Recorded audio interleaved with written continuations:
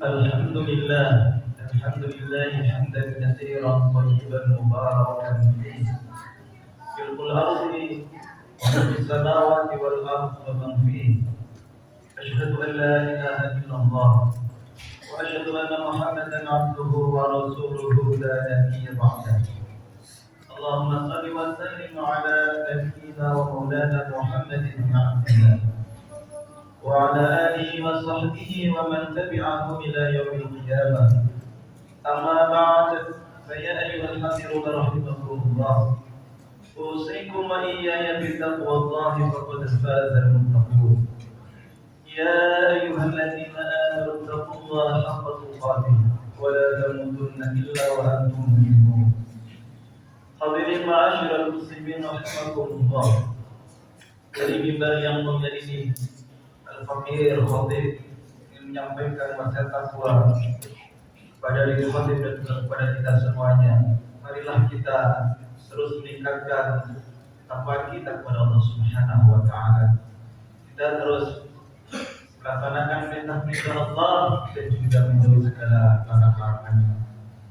Hadirinnya dirahmati Allah Subhanahu wa taala. Tema pada khutbah yang singkat ini adalah menghadapi kehidupan di antara kepastian dan ketidakpastian. Masyarul muslimin rahimakumullah. Kita sebagai bangsa harus menjadi juru damai. Innamal mu'minuna ikhwah fa aslihu baina akhwaykum wattaqullah. Sesungguhnya sesama saudara, sesama muslim itu adalah ikhwah, saudara, ibarat seperti saudara kandung. Wa aslihu baina akhwaykum, maka perbaikilah, damaikanlah dua saudara yang saling berdekatan. Hadirnya dirahmati Allah. Kita hidup yang pasti harus menjadi juru damai. Ketidakpastiannya adalah kadang-kadang kita terseret ke satu blok atau grup yang lain sehingga kita tidak menjadi netral lagi. Ini satu hal yang kadang-kadang kita berada di persimpangan jalan. Akhirnya dirahmati Allah. Ketidakpastian misalnya negara-negara besar yang punya nuklir, Rusia, Ukraina sampai sekarang belum selesai dan mengungsi banyak sekali. India, Pakistan berseteru. Terus kemudian yang namanya Iran ya versus Israel dan Amerika yang sampai sekarang kita tidak tahu seperti apa akhirnya. Yang jelas ada selang rumus yang katanya menentukan ekonomi dunia ini apakah krisis atau tidak.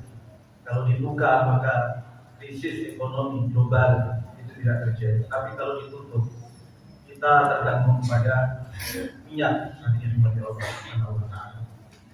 Jadi ada ketidakpastian. Kemudian hadirnya dirahmati Allah Subhanahu wa taala.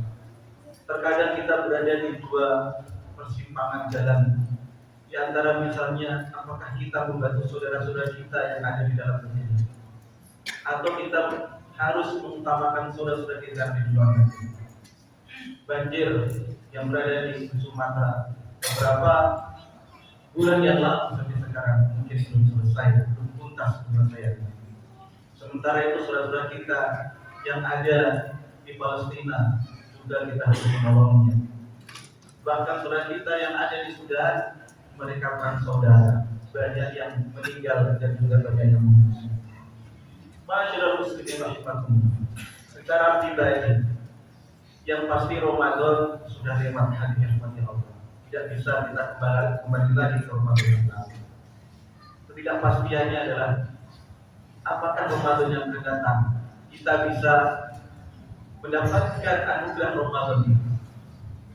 Yang pasti kita memiliki kontrak di dunia ini yang terbatas dan itulah kematian. Yang tidak pasti adalah selama 11 bulan dari Ramadan kemarin ke Ramadan yang akan datang, apakah kita di salah satu bulan di antara dua Ramadan ini kita masih ada atau tidak? Inilah ketidakpastian dan hanya Allah Subhanahu wa taala saja yang tahu. Maka dari itu hatinya nikmati Allah Subhanahu wa taala. membekali hal ini supaya kita tidak panik, supaya kita kata orang bincang-bincang. Takwa itulah yang menjadi bekal kita. Senantiasa di dalam khutbah itu seperti menyampaikan pesan takwa. Allah Subhanahu wa taala berfirman, "A'udzu billahi minasyaitonir rajim. Qul ya ayyuhalladzina amanu taqullaha." Katakan Muhammad, wahai hamba-hambaku yang beriman, bertakwalah kepada Tuhan kalian. Lilladzina ahsanu fi hadhihi dunya hasanah, bagi orang yang berbuat baik di dunia ini akan mendapatkan kebaikan hasanah. Itu di dunia mendapatkan hasanah, apalagi di akhirat. Wa ardullahi wasi'ah, terkadang kita merasa susah di negeri sendiri atau di daerah sendiri, di kampung sendiri. Kata Allah, wa ardullahi wasi'ah, bumi Allah itu luas. Di ayat yang lain, "Fakuhajiru fiha", maka hijrahlah kalian di bumi yang luas itu. Dan kemudian ketika sering kita menghadapi masalah-masalah, kesabaran itulah yang kita butuhkan. Sehingga kata Allah Subhanahu wa taala, "Innama yuwaffas sabiruna ajrahum bighairi hisab." Sesungguhnya Allah memenuhi pahala orang-orang yang sabar bighairi hisab, dengan tanpa dihitung. Kita tidak mampu menghitungnya. Di dalam ayat ini hadirin rahmati Allah Subhanahu wa taala, ada kata aman, keimanan yang menjadi dasar hidup kita. Kemudian cara kita meningkatkan keimanan ini adalah dengan bertakwa. Ittaqu rabbakum. Kemudian ada kata lilladzina ahsanu, ihsan, berbuat baik kepada orang-orang yang ada di sekitar kita. Lalu ada kata as-sabirun, orang-orang yang sabar. Iman, takwa, ihsan, dan sabar. Inilah yang menjadi bekal kita hari kiamat Allah Subhanahu wa taala. Maka dari itu bagi orang yang sabar, di ayat yang lain Allah mengatakan, "Wa jazaahum bima sabaru jannatan wa harira." Bagi orang yang sabar maka akan mendapatkan surga dan sutra. Yang mana kita para lelaki di dunia ini dilarang untuk memakai sutra. Di akhirat nanti kita akan mendapatkannya dengan syarat kita menjadi orang yang sabar. Ketidakpastian hadirin yang dirahmati Allah Subhanahu wa taala. Terkadang kita menghadapi konflik keluarga. Anak harus membayar SPP, ini sebuah kepastian. Harus makan, harus membayar listrik dan sebagainya. Maka dari itu kesabaran yang harus kita sekankan dan kita bekali diri kita sebelumnya dengan iman, takwa, dan berbuat ihsan. Hadirin yang dirahmati Allah Subhanahu wa taala. Jika kita mau bertakwa, maka Allah berikan ilmu. Wattaqullaha wa yu'allimukum. Bertakwalah kalian dan Allah akan berikan ilmu kepada kalian. Para sahabat Nabi tidak ada yang S1, S2, S3, profesor, tidak ada. Tapi mereka Masya Allah membangun peradaban. Dan peradaban itu saat itu lebih cenderung kepada penekanan di akhirat. Mereka tidak membangun gedung-gedung yang tinggi, tetapi kultur, peradaban, adab, keimanan, tauhid, akidah itu yang mereka pancangkan nanti. Dan dari situlah maka akan tersebar Islam ini ke seluruh penjuru negeri, termasuk kita di Indonesia.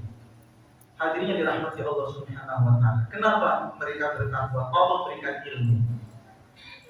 Dengan bertakwa itu juga Allah Subhanahu wa taala akan memberikan jalan keluar. Wa may yattaqillaha yaj'al lahu makhraja wa yarzuqhu min haitsu la yahtasib. Siapa yang bertakwa kepada Allah, maka Allah akan jadikan baginya rezeki yang tidak disangka-sangka.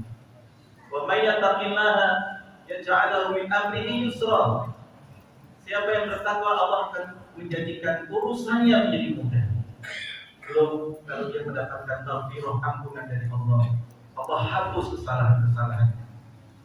Juga di dalam surah Al-Anfal, Allah Subhanahu wa taala memberikan furqan, yaitu pembeda. Kita bisa membedakan mana yang hak, mana yang batil. Maka hal yang mati Allah Subhanahu wa taala, dari sinilah kita terkadang dirundung kepanikan. Maka bertakwa inilah yang jadi modal kita supaya kita tetap yakin dan optimis ketika kita menghadapi ketidakpastian. Apalagi hadirin rahmati Allah Subhanahu wa taala. Dalam takwa itu ada istilah waro'. Waro' itu adalah berhati-hati dari barang yang syubhat atau zuhud. Zuhud itu adalah dia tidak mengharap pemberian orang lain. Dia memberikan apa yang Allah berikan kepadanya untuk Allah, untuk perjuangan Islam. Masyaallah muslimin rahimakumullah, sehingga dia tidak bakhil. Maka dari itu yang kedua, hadirin bagi Allah Subhanahu wa taala, jadilah kita orang-orang yang dermawan. Pasti di sekitar kita itu ada yang membutuhkan kita. Terkadang pemikiran kita, kata-kata kita, terkadang ya waktu dan juga tenaga kita, ilmu kita bisa berikan kepada orang lain, harta kita. Kata Rasulullah SAW, as-sakhiyu, orang yang dermawan itu qaribun minallah wa qaribun minan nas wa qaribun minal jannah. Orang yang dermawan itu dekat dengan Allah, dekat dengan manusia, dekat dengan surga. Ba'idun anna, jauh dari neraka.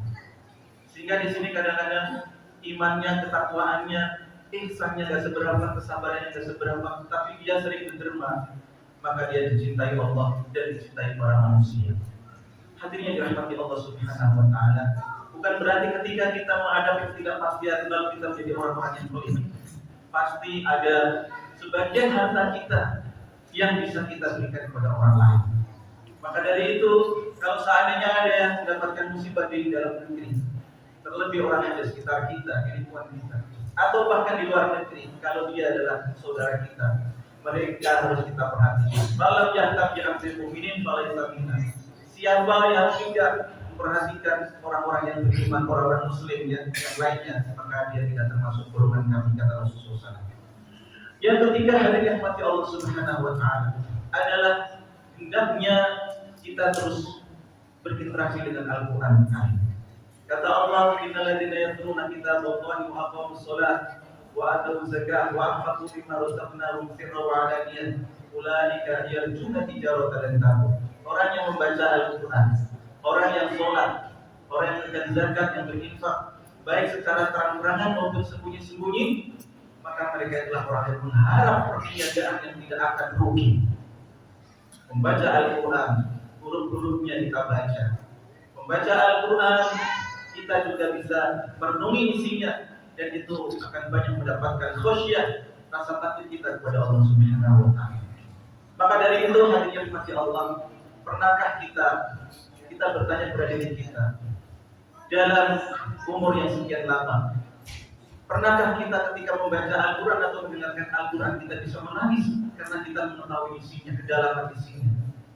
Kata Allah Subhanahu wa taala dalam surah Az-Zumar, Allah nazzala ahsanal hadithi kitaban mutasyabihan mathalan tarsha'iru minhu juludul ladzina yakhshawna rabbahum tsumma talinu juluduhum wa qulubuhum ila dzikrillah. Allah telah menurunkan sebaik-baik perkataan, yaitu Alkitab, Al-Quran, yang ayat-ayatnya itu serupa satu sama lain, ayat-ayatnya sering diulang tetapi tidak membosankan bagi kita. Dan di ayat ini dikatakan tarsha'iru minhu juludul ladzina yakhshawna rabbahum, kulit orang-orang yang takut kepada Tuhannya bisa bergetar, bisa merinding, dan kemudian bergetar pula hatinya, dan setelah itu air matanya berimanan.